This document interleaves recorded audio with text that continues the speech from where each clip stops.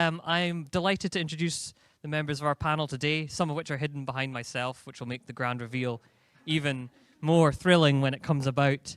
You already know, and I dare say love, Alex and Charlie after their speeches. Alex, of course, from Startup Grind, and Charlie from the Weekend Club. Again, thank you so much for your earlier talks. I learned a lot. But I'm also excited to introduce you to a couple new thrilling faces today. So firstly, we have Precious. Precious has a list of accomplishments as vast and awe-inspiring as a Siberian steppe. I couldn't go through them. Much like the Siberian steppe, it would take me a very long time to cross them all off, but I'll do my best. Background in marketing, history of working with small businesses to make a big impact in education and the tech industry. She has a podcast, or has been in a podcast, Precious on Community. Very much worth a listen, so do check that out. And beside Precious today, we have Stephen Drost. I don't use the word Titanic very much, maybe like 4 or 5 times a week tops. This is going to be one of the few times that I say this is a Titanic figure in the Scottish tech scene. He's also on a podcast, Startupification, so when you fall in love with his dulcet tones today, please do check that out when you head away. Now, I'm going to hand this tablet over to Alex to lead our panel here, and enjoy, folks.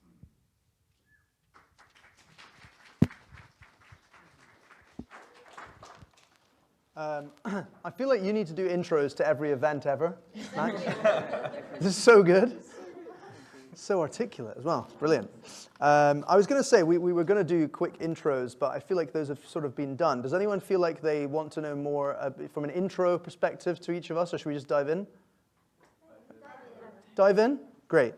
So I think one thing that we all wanted to kind of caveat at the beginning, or just like remind everyone, is that please do like submit questions, because I think we all want to make it very like audience driven. So if you want to know something, please like write the question in, or upvote other people's questions, and we'll kind of weave them in, I think, rather than maybe waiting to the end. But we'll see how it goes. I think the question that we sort of wanted to start with, this is about future of community. So I think that's obviously a very broad, open-ended topic. So I think to sort of start off, I'd love to know, maybe we'll start with you, Charlie. Okay. What's your opinion on what will separate successful communities from the rest in the near future? Let's start with. Yeah, it's a big question. Like something I think about is how community is one of the oldest things there is. So partially it's just sticking to the basic principles and doing them well, because there's lots of people not doing the basics well. But on the other hand, there's lots of like kind of cutting edge stuff happening right now, and it's something like in between the two, I think. But I think the most common answer for most communities or aspiring communities is just to study what the basics of good community building is, and make sure you're doing those. Because if you're not fulfilling those like basic kind of things, the innovative stuff's not going to matter. It will just like kind of collapse. So I think a bit of both is good. But yeah, start with the basics. So. Great, and Stephen and Precious, I think, you're obviously from Codebase and Google for Startups. I know that Google for Startups campus has shut down, but I guess there are similarities in terms of in-person co-working, local communities. In your perspectives, I think I'd like to know what you see as what currently separates great communities from those that are maybe could do better. Precious, maybe start with you. Yeah, sure. So interestingly enough, so I actually joined Google for Startups after the Google campus space had closed. So I'd never actually experienced that kind of magic of having loads of different people in a space co-working. And before that, I'd only joined the startup space again during the pandemic. So actually that kind of space is new to me. But in terms of community building and like engaging with successful communities, I think that the thing that will continue to separate the two is, as Charlie's saying, like, the basics of like, meeting consistently, having a core base, but also that actually, I think there's been a rise in celebrity very recently when you're stuck online or trying to figure out if you should go online or offline, but actually forcing communities to focus on elevating different people and diversifying voices is probably the most helpful thing at the moment, because as Rosie was saying earlier, you have someone leave and then suddenly there's a gap in terms of who do we turn to in terms of relationships, etc. So even in the startup space as well, I think there are many organizations or leaders or spaces that were seen as the core. And actually now what we're looking at is actually who are the other voices that have just been quietly working in the background, that have been talking to people and creating spaces for conversation that other people can turn to for expertise, but also they can then just share on a very basic level, one-to-one. And I think that will be super helpful for startup communities in particular. I'd love to come back to that, but Stephen, yeah. Yeah, so for me, I think that, first of all, I think community is not just quite old or something. I think we as humans are just wired that way, to be in communities like from the off. And I think throughout history, we've come together into communities based on the kind of availability of the things that can help us do it. So, you know, first, I don't know, it was caves or something like that, and then fire and a bunch of stuff. And I think at the moment we're in a place which is really interesting because we're building platforms and tools that enable community. But for the first time, these platforms and tools, maybe the first time, can be kind of community-led themselves. So there's a kind of weird sort of self-reflective moment going on. Therefore, I think this sort of best practice thing about how to be more successful or not, I think is going to change really quickly. And I think we're going to have a very accelerated way of how do we come together, how do we find our tribes, etc. And then I was really interested in what Precious was just saying there. I'm obsessed, and please forgive me, I talk in a highfalutin way sometimes. I'm obsessed with the contrast between things that are systemic and things that are totemic. And I think at the moment we have communities that create totems, like really important people, and there's sort of systems around them. But then these people maybe do a wrong thing, or they leave, or whatever happens, and you have to kind of replace that totemic thing. So I think there's loads of momentum around building systemic stuff. If I look at all the tools that we see, like Notion and stuff like that, are all about systematizing some kind of totemic insight or some kind of lesson or some kind of guideline or way to think or understand the world. And I think we're going to see more and more of those kind of tools, and they're going to bring about a brand new behavior as to how we congregate as communities, how we vote on acceptable behavior and all that kind of stuff. That's really interesting. So are you saying that, in a sense, the tools that we use will design us and design our communities rather than the other way around? Yeah. And I guess maybe a follow-on question from that would be, does that then mean that we have to be very careful then who is building the tools that define how we operate?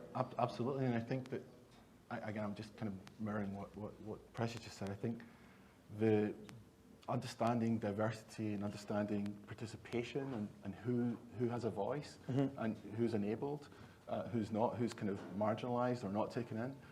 I think all these things are super important, and I think that even with things like inclusivity or whatever, those things could have been, back in the day, maybe a little bit of a kind of bolt-on wishful thing, but now I think that if they're not baked in, communities will be shown to be lacking. And the more the tools are available to lots and lots of people, the more important that's going to become. And I think we're just at the beginning of a big, crazy explosion of what community is going to mean. And I guess, obviously education is a huge part of us all understanding together where the collective wants community to go. So how do we think education, community education is going to evolve or needs to evolve so that we can kind of move closer to, I guess, the future state that you guys have been touching on there? Maybe Precious or Charlie, if you want to jump in on that one. Okay. Yeah, I mean, my experience of community education, and so like as a community professional, I've only ever had that title once, right? But as an individual or a member of a community, like, we're all parts of multiple communities all of the time. And I think that actually taking sometimes the title, in terms of community professionals, I think it's great to have that education piece, but I've only ever really had one or two like formal processes, right? Like most of us have done like the On Deck Community Builders Fellowship, or have read books about building communities, but they're focused on so many different things that actually I think taking away that big label of this is like a commoditized opportunity to build what it means to be a community professional is probably the best way to ensure that people don't selfishly start to pull on specific practices in order to elevate themselves. Personally, like my first experience of like community building or learning what it meant to build and sustain a community is when I worked for a church. And literally, it was about how do you not only have people coming in on a Sunday, but help teach each other like these other principles on a Wednesday afternoon. Like, how do you get them to come in then? And that wasn't about, you know, like, let's teach you how to do community so that we can have growth numbers or growth metrics. It was like, how do you help the people that have come to this space for help? Yeah, I really like that. And I think, Rosie, we as part of something else I do, we interviewed you a few weeks ago, and I think something that I seem to remember you saying is that you don't manage a community. Actually, you're a community designer. You're always designing it because it's never it's never in one state. It's always evolving. Correct me if I'm wrong, but that's what I remember you saying. And so one thing I would maybe say about community education is, you know, to what extent do you guys think it's, maybe I'll address this one to you, do you think it's more of a vocational thing that you have to learn literally on the job while designing communities, or can you learn it in an abstract sense in a classroom, you know, in theory? Yeah, well, I guess it's like learning other subjects. It's like you can read about playing football, and it'll probably help you a little bit. But when you actually play it, and you combine these things, like, you're probably going to be better. So, you know, we did, so I met you at On Deck Community Builders cohort, and like, that was definitely useful, because like, before I just kind of DIY sort of built communities, but that kind of taught me that there were books written about this. There were kind of like thought leaders in the space. There's like blogs you can read. It taught me that there. I think it's actually quite a powerful thing just to know this information exists in the first place, because it's actually not mainstream knowledge that there is like best practices for this stuff kind of thing. I think that the community has given rise to the phenomenon that we have playbooks on the one hand. Exactly as you said, Charlie, you can just go and read and educate yourself and do a bunch of stuff. But the perpetual design moment of a community also means that you harmonize that with first principles thinking. So I think the methodology of kind of startups in general is you know, trying to learn as much as you can from others until you sort of hit a wall, and then you kind of have to, you know, think about stuff from fresh.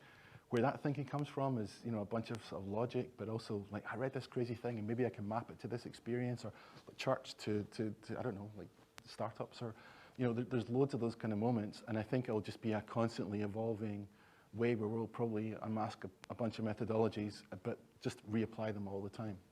Something I just wanted to build on that is just like, I think like building communities like in physical spaces is different to online. And I think actually, Precious was talking about, you know, doing it like a church before when you work for the church. And I think that comes more naturally to people because we've been doing that since forever. But online, it's kind of a different world. You have like different platforms. You've got different like, should I be using that? Sorry. Yeah, so like online is different to physical. You've got to think about the different platforms. These environments are just like, you've got stuff happening on there you don't have to deal with in person. You've got like, in Discord communities, you often have like alt accounts, so you don't have real names and faces. That's not something you deal with in real life. And just like understanding these things is important. Like, so what you're saying about the environments people are in, like impacts like your experience. Like obviously that's true in person, but there's lots of communities on Twitter, and lots of people don't realize like Twitter is designed to cause outrage, to drive clicks and ads. And if you can imagine you're in a physical space that's designed to make you outraged, like that would probably not be the best experience. And so, you know, it's important to like be mindful of this stuff. I think that this is just for the panelists. I'm going to ask a follow-up question directly to you then on that, which is coming from the audience questions, which is, what scares you about the future of community? Where do you think it can go wrong, which I like? Yeah, so I think it's already been mentioned about sort of like totems or like kind of celebrities and stuff. So I think people are realizing the power of harnessing this stuff and sometimes using it for nefarious means, basically.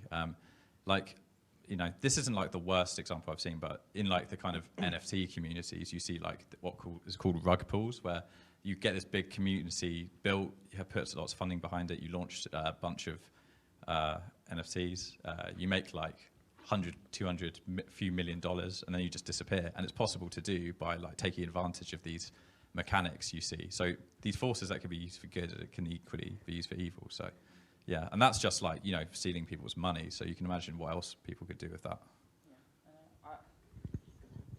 Yeah, and I would add to that, like, for me, I think the scariest thing is that monetization of it, right? Like, if we're talking about community being a very natural thing to human beings in general, and the idea that they're supposed to exist in order to, again, assist people towards a common goal, that, like, I'm not saying anyone shouldn't make money. You know, one day I want a Range Rover. However, I think it's very, very important to recognize that like community, for the sake of community, where you can have that value add of cash, great. But creating a community so that you can rug pull in the NFT community, or take advantage of people who may not have the education in other spaces to realize that this space is unhealthy, is probably the scariest, because everybody is searching more and more for community now, like not less, and that can be dangerous for those who are otherwise isolated. One question, actually, if you want to add to that. Just briefly on the money part, it's almost like, community has always been expressed via money. That's why we've got different countries with different currency and different currency strengths, and arbitrage as a phenomenon. I think the whole coin minting philosophy, I think each community, so the thing I'm worried about is polarization, and I almost think that each community is going to build their own currency, like quite quickly somehow, and we'll have this kind of community arbitrage where those people will be valued that compared to those people, and that's it's already happening, isn't it, with the DAOs? That's the bit that really worries me. Hence, again, it makes the inclusion piece so important, because if you look at the history of the world as kind of bundling or unbundling, we're in a massive sort of unbundling moment where those kind of currencies are gaining currency, gaining weight. And I think that would be the thing I'd be worried about the most. It's that medium as the message moment that I feel that as humans we're just kind of working out how to deal with platforms. I mean, we can connect people who want to kill and eat people to people who want to be killed and eaten. I mean, that's literally true. It's a distasteful thing to say, but that's how crazy you can pinpoint community now. And so the political consequences of all that kind of stuff are just massive, and they're going to be scaled and amplified because it's platforms. Platforms have network effects, et cetera, et cetera. So everything's going to get bigger, faster, and if you're not, back to the education piece, we always try to expose people to this thinking so they understand the consequences of, like, mini little butterfly wings flapping and then big things going on. So yeah, it's a huge question. If we're talking about the, I guess the sort of Web3 space a little bit here, I think my understanding broadly is that in a reductive sense, like the two most important roles at the moment in a lot of these Web3 protocols, or whatever you want to call them, is, there are technical people who are building it, and then there's community builders who are bringing in the users and engaging them. I think those are, and again, a very, very sort of generalist summary. But my experience at the moment of Web3 community builders is that they're not necessarily community builders by employment. They haven't had a lifetime of experience of community building. So my question maybe on this is, what do we think that people with experience in, or people from the Web 2 space who've been community building in Web 2, what can they bring to Web 3 that will help move it in the right direction and away from maybe some of the potential downsides that you'd be talking about, Stephen? Maybe Charlie, if you want to take that one, I'd love to know your view on that. Yeah, I think in the Web 2 spaces, I think in Web 3, a lot of the people, there's a generalization again, who are doing community building, like you say, are kind of like maybe just starting out. Whereas in Web 2, they've done it more for maybe like bigger brands, and they've got got best practices, maybe a bit more education and that sort of thing. So it could be that they bring a bit more best practice and structure to how it's done. But there's the stuff that they need to learn as well if they're going to go into that space, because the mechanics of how it works is very different to Web 2 communities. Just like people don't have real names and faces, you have to worry more about people scamming each other. You've got to understand that just the language, that people just use a different shared language in Web 3 communities than you get in Web 2. It's just like its own almost subculture. However you define that, it probably is a subculture relative to the amount of people in it versus Web 2 ones kind of thing. So yeah, they could bring best practices, but they need to learn stuff as well. We've covered sort of how we keep things safe a little bit here, but I want to ask this one about tooling, because you started talking a little bit about Web3 tooling being different. What's the sort of, this is a question coming from from the audience. What's the sort of dream community tech tool that doesn't exist yet? Well, I think is this specifically for Web3 or in general? I think in general, yeah. We don't need to just Yeah. focus on Web3. Yeah. What are we trying to enable that is not currently possible because of tooling? Yeah, I think still, I mean, this isn't like a kind of really, this may be slightly boring answer, but like people often have to thread together like multiple tools to run a community. So like, for example, we have a Slack for Weekend Club, but we have to also plug in Zoom. We've got to plug in Notion, so we have like documentation, because you can't have documentation really natively in Slack.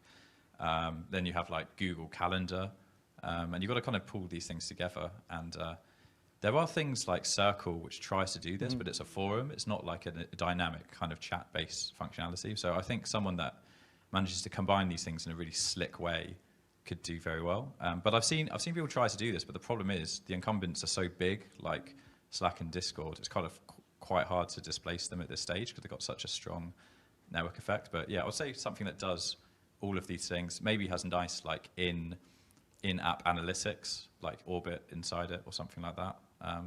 So I would personally like something like that. But the problem is if you introduce it, like you need something that's on people's desktop and phone already. And if you're asking them to download some new tool and learn it, you're adding lots of friction. Precious, with the evolution or change in Google for Startups, I think you had an in-person or in real life kind of co-working space or set of co-working spaces. Now I think you said that doesn't exist anymore. Could you just explain a little bit more about how your community works, and then also maybe how you manage the combination of online, offline currently, and maybe what's missing? Yeah, I mean, the first thing I would say is that I don't think the community is working efficiently yet. And the reality of the situation is Google for Startups, in terms of the campus in London, it lived predominantly on a Slack group. And then when that went online, as the team was trying to refashion things, essentially they stopped responding to the Slack. And then you get to the stage where actually you're looking to reignite a community rather than to build one or to keep one going. You're like, okay, how do we start again? And so I would say the approach now is finding ways to add value to those people who have stayed the course in order to then find out what they want. Because Google for Startups now has, COVID, most people can think of it as a blessing and a curse, in the sense that it forced people online, but that meant you could broaden, right? You said the same thing about Startup Grind. And so now it's actually the opportunity to have conversations with founders across, for our team, Europe, understand what they need, and then provide points of collaboration, founder to founder, firstly, rather than like Google to founder, because actually we're focusing on supporting our alumni post-program, like Google for Startups focuses on programs.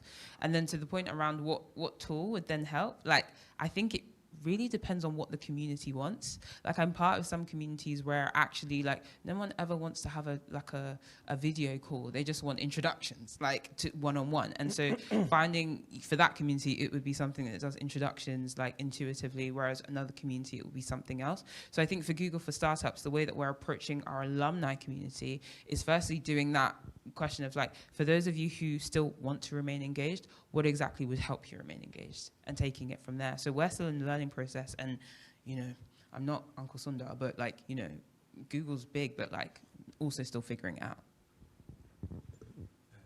Yeah, I'm going to try and bring that into a wider answer. Sorry. So totally agree with what Charlie was saying. And I think I talk about this thing called cohort theory, where you can lump people into different cohorts when they came about. So if something came about, we're saying Web 1, Web 2, Web 3, but there's also companies that came about before the web existed and all that kind of stuff. And in your company DNA, you'll always have the moment of your creation. You'll carry it with you somehow, and all the new stuff's like a kind of bolt-on. Having said that, I think not just because you're sitting here, Precious, I think Google's doing an amazing job of a kind of cohort, a couple of cohorts ago company, really taking on board no code and all those kind of new tools to be made. I think they're doing a great job of making the existing Google infrastructure sticky, because essentially best tool that you'll always need for a community will never exist, because it's always a bundling, unbundling type scenario. So in a big, crazy philosophical way, I think the point of community would surely be, he says, to allow or to enable people to live their best lives, or to work out what their best lives could be. And I think if you sort of Google trend, living your best life or something like that. It's massive, right? Last 10 years or so, it's like it's a phrase, right? And that came about philosophically back in the day with Aristotle, when they had an empire for the first time, and it was like, what's the point of having an empire, which in another way is just a platform? And it was like kalon, like the love of the noble, trying to have a cool life, a good thing.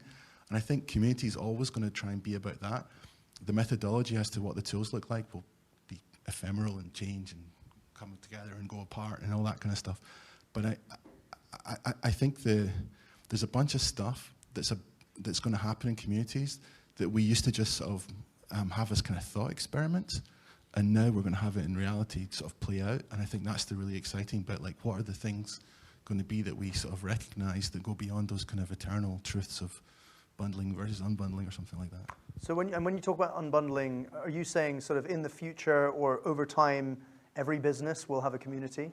Every organization will have a community of users, of creators? Totally. So if a couple of days ago, I spoke with a company that's was formed 150 years ago, and they see community as customer service substitutions. So if you look at, we'll all know this, if we use like Virgin Media or something like that, if our Wi-Fi's down, we'll go to a forum and we'll get another customer.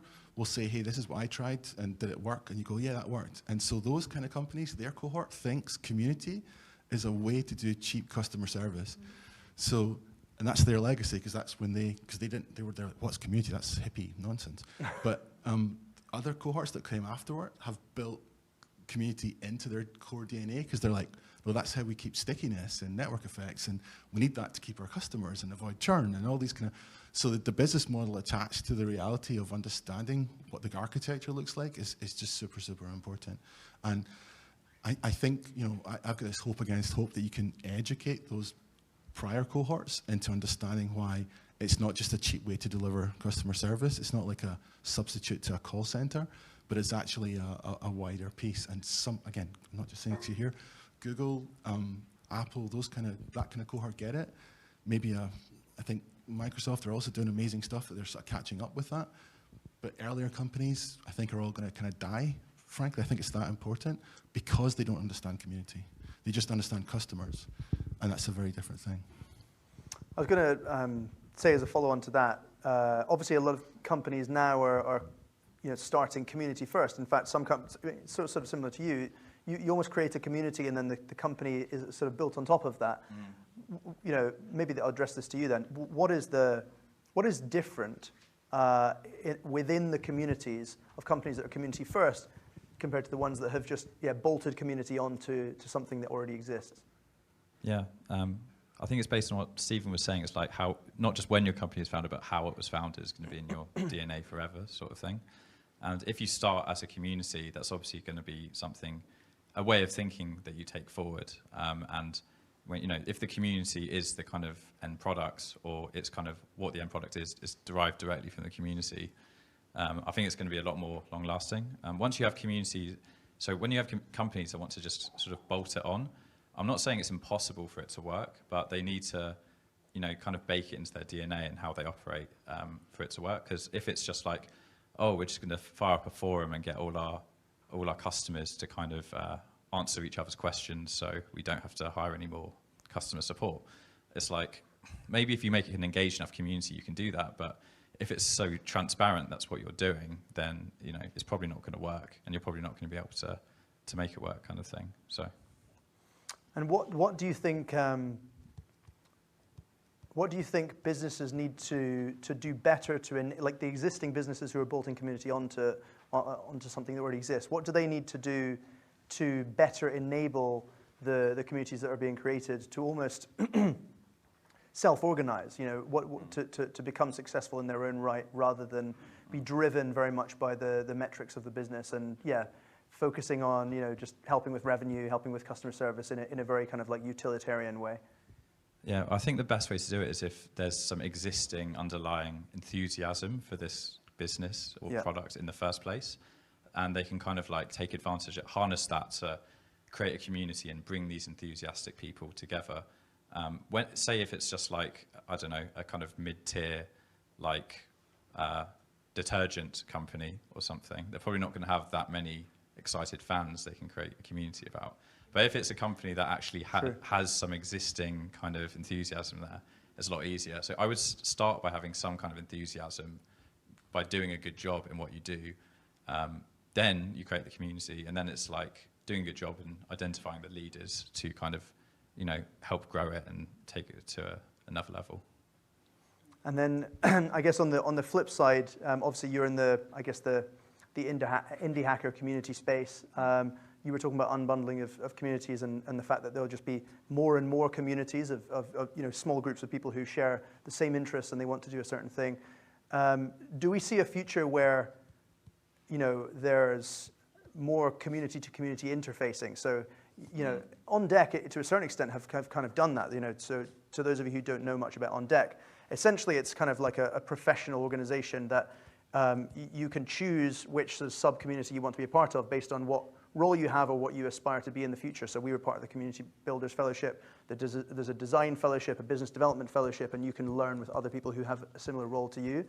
And within that network, they've sort of enabled it to be set up in the sense that if you're on the Founder Fellowship and you want to find a designer, you can interface with the Design Fellowship and find a designer from that. So outside of an organization like On Deck, do we see that happening in a broader ecosystem? Sort of like communities collaborating and partnering. Yeah, directly with each other. Yeah, I can't think of that many examples, but I definitely think there's room for that. It's like, to use a slightly strange analogy, so like Taco Bell and Doritos did one of the best food partnerships of all time when they did a Dorito taco shell, and they literally flew off the shelves. Anyway, if you take that analogy, there must be communities that are really well suited to kind of work together and partner. So like Weekend Club, for example, it might be that we can partner with, you know, like, you know, a community of growth marketers, because a lot of our members need help with marketing. A lot of marketers, you know, need help with building, you know, and I think there's like lots of analogies to that. And we start seeing that with DAOs as well. There's like increasingly, there's tools we started seeing where it's creating like, it's like a DAO to DAO social networks. So it will see what token you have in your wallet. Say, okay, you're a member of this DAO, and you'll be like, I want to meet members of this DAO, and it's like an on-chain introduction system kind of thing. And I think there's just lots of interesting experimentation that happen there. I saw both of you kind of wanted to engage there. I'd love to hear your views as well. Yeah, I think in terms of community-to-community interaction, again, like, you know, Alex, you used the On Deck example, but I mean, really what they're doing is like what professional associations have done for hundreds of years. Like you have the Royal Society of Engineers talking to the Royal Society of this, and actually you do that because, yes, a lot of communities exist to satisfy one need, but everyone has a diversity of needs. And so similarly, actually, at Google for Startups, like because we do programs focused on specific things or verticals, right? Right now we're running a Black Founders Fund. Before we were running a women's health program. You see people engaged in women's health communities, then working with people who are in like marketing communities because they need to work out how to run ads that, you know, ban certain words, or like, you know, how do you work out your marketing when you use CBD oil in order to help people, but actually it's banned on Facebook or Google Ads. And so actually communities like inside and outside of the tech world will continue to collaborate because there is a very specific need, whether that is just curiosity or whether that is a focused and specific business need or like fundraising or something. Communities alone cannot exist in silos, even though they're communities. Yeah, totally agree. To build on that, I think that we have, again, enabled by new platforms, we've got a bunch of new business models that are coming about. And those business models are well described by saying they're X instead of Y.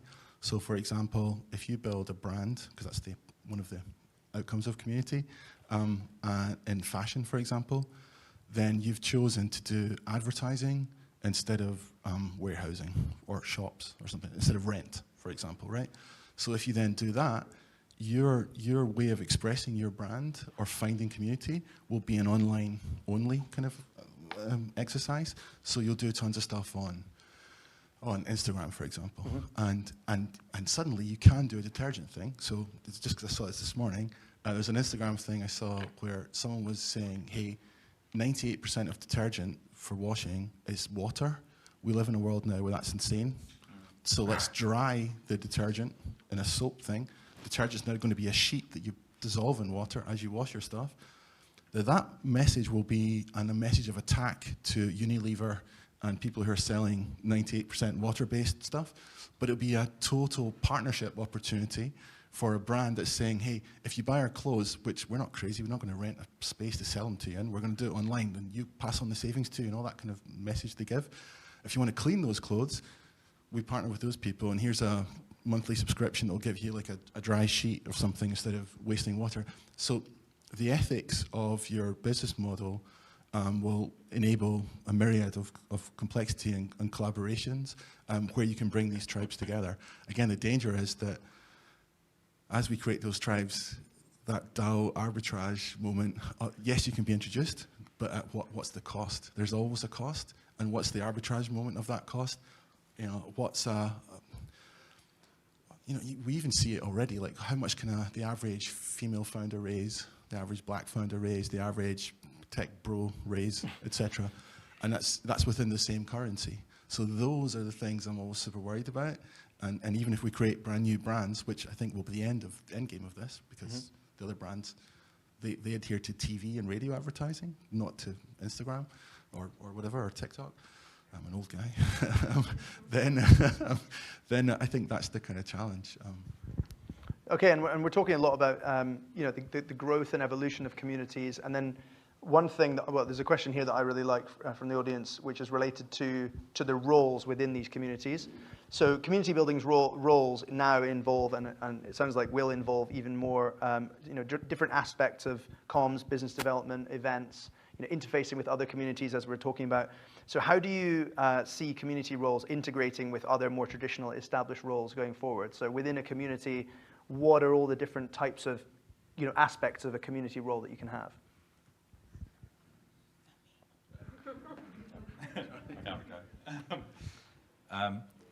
Yeah, I'm not sure. I mean, I think it's good to have like people whose dedicated role is as a community builder, because it's kind of like an all-encompassing thing. It's like, there's an occasion where I could have taken a job as a community manager for somewhere in addition to community building with Weekend Club in Indie London, but I just know it's so all-encompassing to, get to know all these people, get to know the culture of that community. It's just like, it's something that, I would have struggled to have done part-time for like a third community. Yeah. So I kind of think you need people, so there's two sides to this answer. You need people who are dedicated, and it's like their craft and their passion to do it. Because you need a lot of people who are long-term in the community to help drive it forward. It's like, Rosie was in Indie Hackers, the head of community Indie Hackers for a long time, and, it was a big hole when she left. But equally, I think there are other roles where they can start to kind of consider community a bit more as like one of the parts of what they do. It's like, if you imagine a CEO has like, part of their job is partially marketing, partially hiring, partially strategy, partially something else, but partially, the head of community, if there is a community, like arguably, although there could still be a head of community kind of role. Like I saw Brian Chesky, CEO of Airbnb. I think I've seen him write head of community at Airbnb in his bio, which I thought was quite cool. Yeah. Kind of starting to take it quite seriously. Yeah, I think more of them can, maybe it's a slightly vague answer, but yeah, I think more of them as well can start taking on some of these attributes. So if you see as a community grows, you need more people helping to manage, helping to build it. So if you think of the head of community as maybe, the community strategist, within their team, like what does that sort of, I don't want to necessarily call it hierarchy, because I think that's probably the wrong word to use in community, but within the team, what does the structure of the other people who work within that team look like? What are we calling those people? What are they doing? Yeah. Okay. I think, in Rosie's talk earlier, she was touching on the different roles you can have, like in a kind of community team. Like, I know it's like, we don't like to talk about hierarchy in the community, but just like from a practical standpoint, sometimes it is good to have someone who's leading it and people who are kind of more below them managing it and that kind of thing, like you would any other sort of department. And I think formalizing that, like any other, like a marketing department or whatever, I don't think that's harmful. I think that's also kind of like, making it seem more, a bit more like professional. Not that it isn't professional, but there are some companies that maybe need to be persuaded of that. So having a kind of typical structure is probably a good thing. And, and that could be in many different ways. You could just have a head of community, some community managers, and some more strategists or something like that. It sounded like you wanted to jump in earlier. Yeah, I was going to also hark back to Rosie's slide because I think it did a great job of breaking down exactly what what you showed, Rosie, and exactly what you said, Charlie, in the sense that, yes, it's important to have someone at the top, but then, yes, you need specialisms, also depending on, like, the purpose of the community.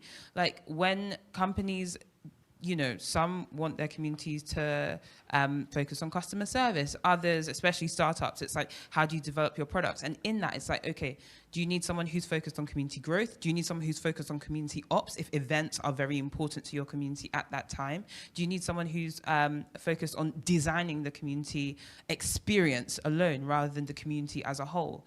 And in that, you see, I think what we'll start to see is that the roles that probably start to be separated out quite quickly is that strategy and the operations. Because if the operations are in the bin, your community is really, really in trouble because people don't know where to go, they don't know when things are happening, they don't know, there's no structure to what is happening. And so you end up having your visionaries, but chaos.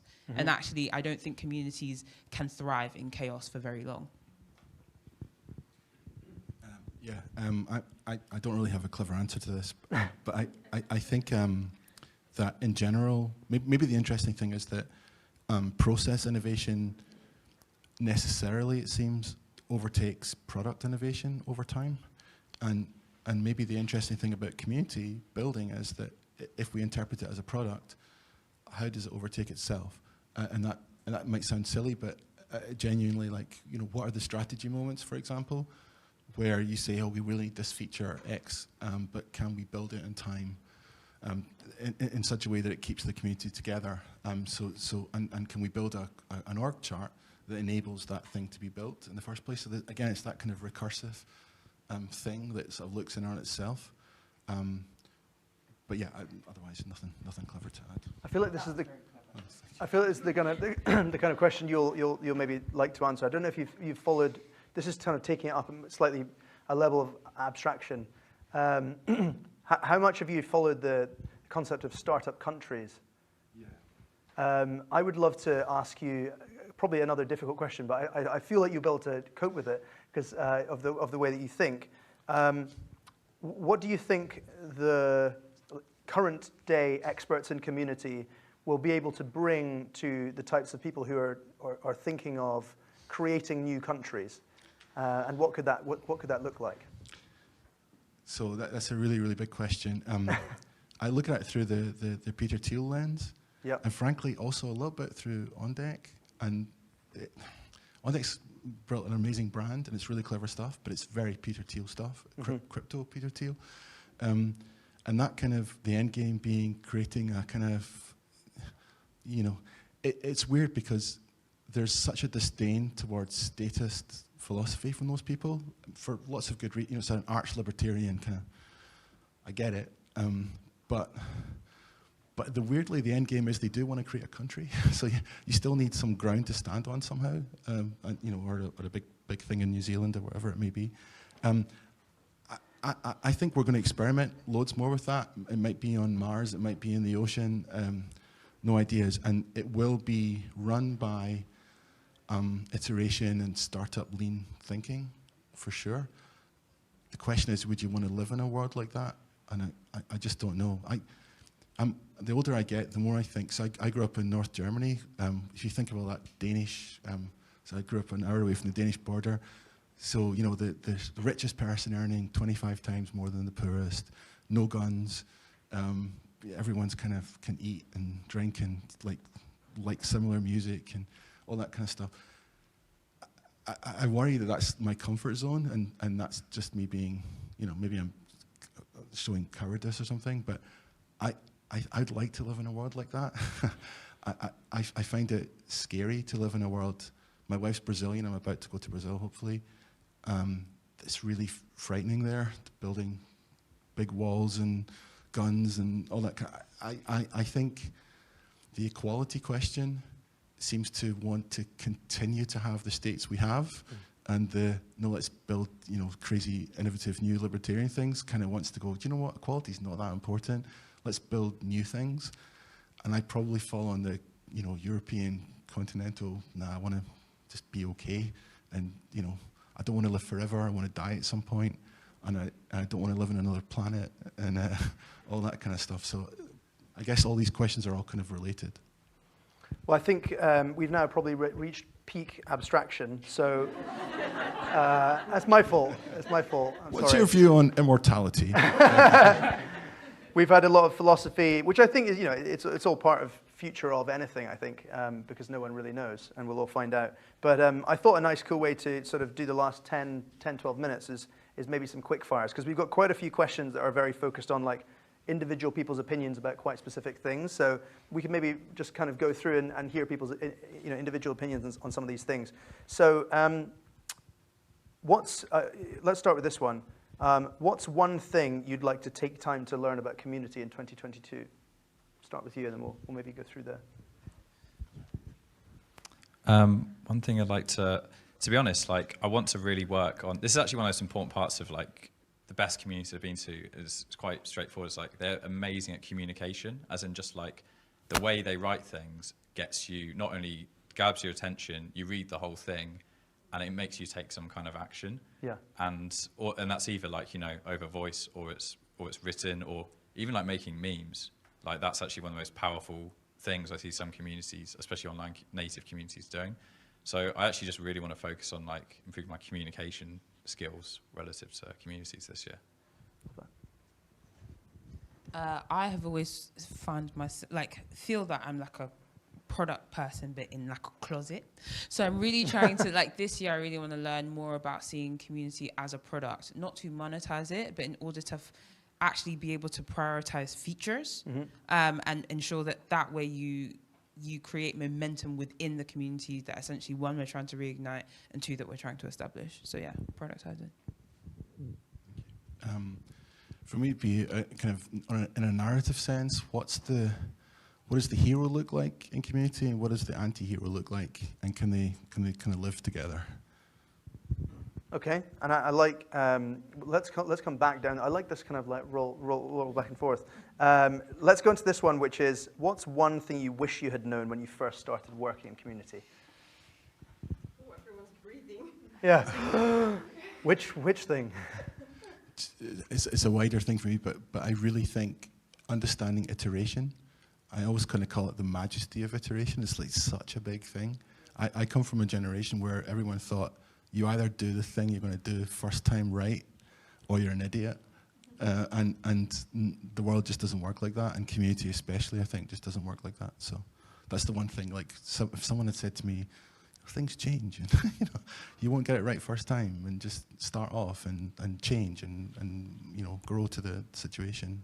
It's almost like, it doesn't matter where you start. It's just that you start, and then start and listen, basically, and then just keep doing that.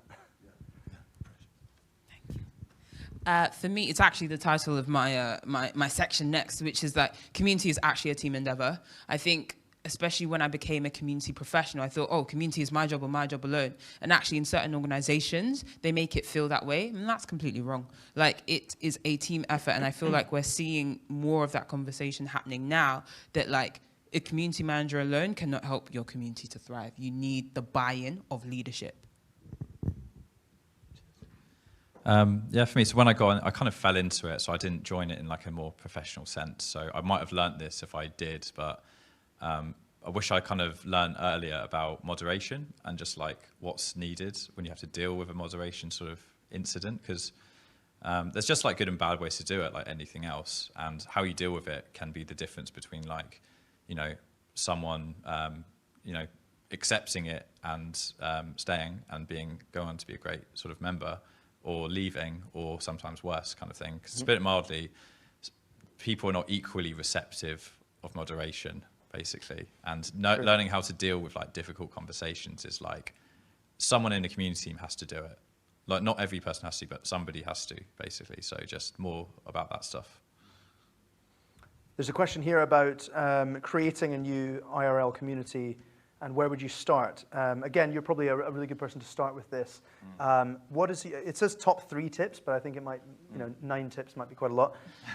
What is your top tip? Like, what is the number one thing you would say you need to absolutely make sure you think of this on day one when you're setting up your IRL community? Yeah, so I mean, I'm assuming that, that you're going to get relevant, interested people involved, so I'm not going to mention that. But I think people just need to think very hard about the environment they have these in, and adapting that as the community grows. Because early on, you don't tend to get many members. You can get like 2 or you can get 10. It's, not that many. But if you're in sitting around a table in a pub, 10 people, you can have a great time. But if you're 10 people in an empty co-working space, it can be a bit awkward. So just considering this kind of thing and how it feels. For an in-person community, I'd still say you have to think about the follow-up.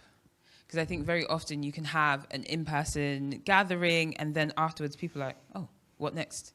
And that can be created in conversation with the community, and actually it should be. But do you have a follow-up email after? Do they have your contact information? Do you have another event happening in 6 weeks?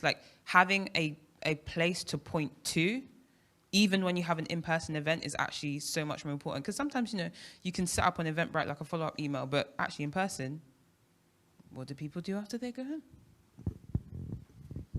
Yeah, agree with both points. A way of maybe expressing that is you could look at community as a product, and then look at product market fit as your kind of aim, and that would encompass all the things you're talking about. So, working out the really hard bits no one wants to do, and understanding that, getting someone to own it, and getting someone who can learn and do these things. But then also, what next? Why care? Working out the jobs to be done of your customers, so to speak, of the community members, and iterating the community forward, that it always is relevant and it's not some kind of top-down wishful thinking, build it and they will come type thing. I think that's probably the most important bit.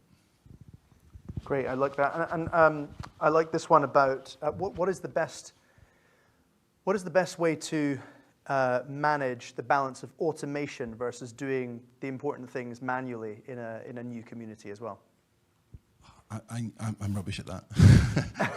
Honestly, I think, again, it's having sort of strong beliefs loosely held. So working out a basic structure, but not being shy about changing things.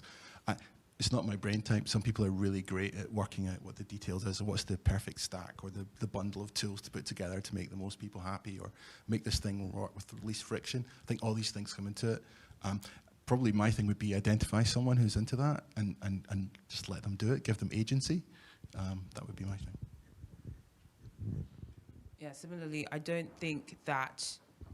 think automation is important, but I think at the very early stages, they say, do the things that don't scale. Yeah. And that's really painful. But I do think that actually having automation there is great, but it cannot be relied on in any way, shape or form, especially in the earlier stage, because you can't build a relationship with blanket copy. Yeah, just to echo what Lisa have said, it's just about deciding what can be automated and what can't. So, it depends on your community, but for example, people post an introduction of themselves in a channel on our Slack, and is it worth me spending the time to do data entry of that into a Notion, or can you get a VA to do it, or can you do it with no code? There's some things that you don't need me to do, and you want to save the kind of person in charge or the community builder to be able to have the conversations and create a sense of belonging and introduce people, because that stuff can't really be automated. You can have tools actually that can introduce people, so it can be done a little bit. But yeah, you need to just save yourself for the really important stuff that only humans can currently do. Yeah, I think building an automation is important to help you, I guess, focus on the right things, because there are elements that everyone kind of knows that certain things are automated. I don't think it necessarily takes away from the experience if you know that person is then reallocating the time that automation is freed up to spend time doing things that really matter. Yeah, that's what it's all about. Yeah. So how much do you use no-code tools in the communities you run? I do just basic stuff, like when people sign up. There's a form and it emails me the form automatically, and I get a notification on Slack to say I've got a new sign up, and that doesn't happen automatically. You've got to kind of use no code to piece these together. So yeah, it's just little bits and pieces like that really. And I've a great virtual assistant, Lydia Melvin, who does lots of the other stuff around getting the introductions into a database, and this stuff can really just save you a lot of time. Yeah, it sounds like learning no code to automate things could potentially be part of the future of community education, right? It's an important thing for community builders to understand how to do, so they can allocate their time in the right way. Yeah, because this stuff adds up over a year, and if you're getting like days more time back per year, or maybe longer, where you can put that into energy into conversations and you know, like thinking about like how to improve the community, like, you know, that's an advantage over someone that has to do everything themselves. I think we're coming up to the hour now, so I just want to ask a question that I have in my head as well, which is we all, I think, agree that companies need to better understand the importance of community. So I think I'd like to ask each of your opinion or each of your almost advice on what is the best way to make sure that people that you're working with truly understand the value of community?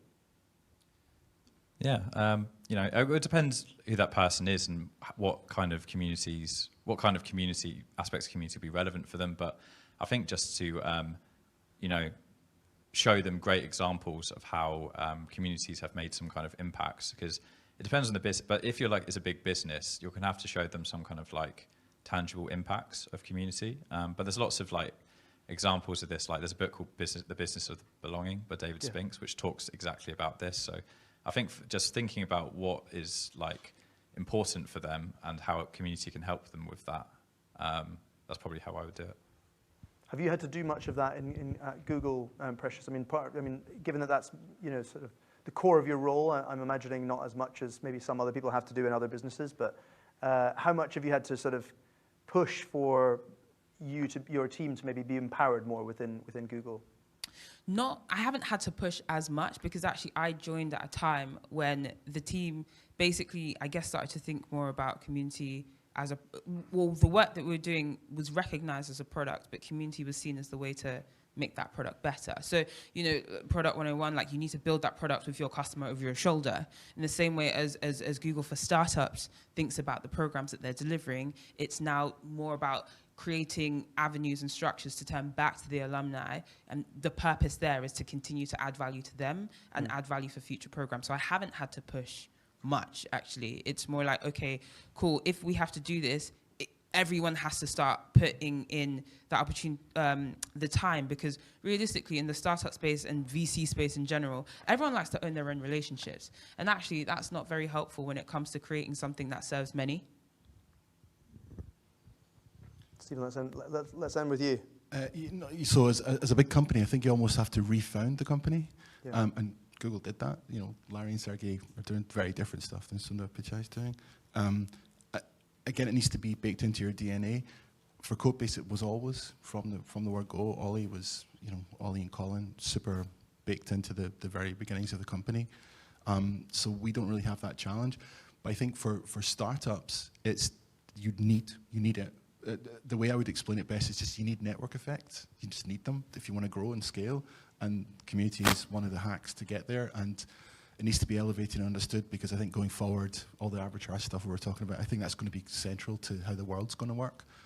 But for existing companies, it's almost like you need to have someone own it as if they were refounding the company. It's that deep, because otherwise it's just going to be forums where people, you know, do cheap customer satisfaction type stuff. But yeah. Love that. Well, thank you so much. I think we're at time now. We've been on a journey far and wide in the last hour. So thanks all for listening, and thanks for your questions, and thanks to the panelists.